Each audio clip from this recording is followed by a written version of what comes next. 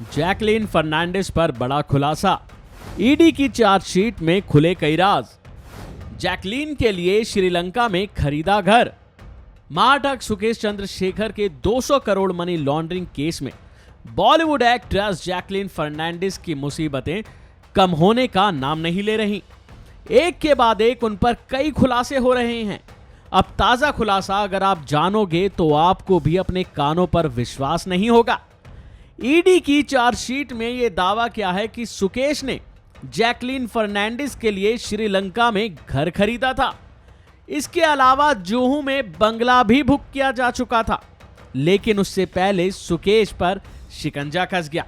ED की chargesheet के मुताबिक पिछले दिनों ईडी ने इस बात का खुलासा किया था कि ठग सुकेश जैकलीन को खूब महंगे महंगे तोहफे देता था और वह उसे कबूल करती थी। यहां तक तो ठीक था, लेकिन अब वो खुलासे ईडी ने ऐसे कर डाले हैं जो आपको भी दंग कर देंगे।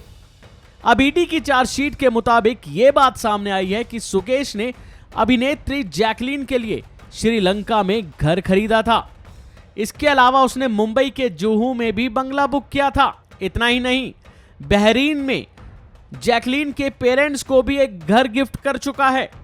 ईडी की ओर से चार्जशीट में कहा है कि सुकेश ने अपनी सहयोगी पिंकी ईरानी को इन प्रॉपर्टी के खरीदने के बारे में बताया था।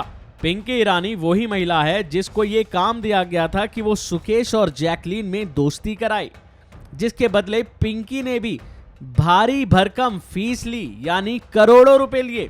सुकेश ने पिंकी को बताया था कि वह जुहू बीच पर जैकलीन के लिए घर खरीद रहा है। इसके लिए उसने एडवांस पेमेंट भी कर दी है। जैकलीन सुकेश के सारे कारनामों के बारे में जानती थी, इसके बाद भी वो उससे महंगे तोहफे लेती गई। चार्जशीट में यह भी लिखा है कि सुकेश जैकलीन के माता पिता को बहरीन में एक घर तोहफे में दे चुका है। फिलहाल ईडी मामले की जांच में जुटी है और यह पता लगाने की कोशिश कर रही है कि सुकेश ने कोई प्रॉपर्टी खरीदी भी थी या नहीं। साथ ही ये भी पता लगाने की कोशिश की जा रही है कि उसने जो प्रॉपर्टी खरीदी है उसमें जो पैसा लगा है वो अपराध जगत का है या नहीं।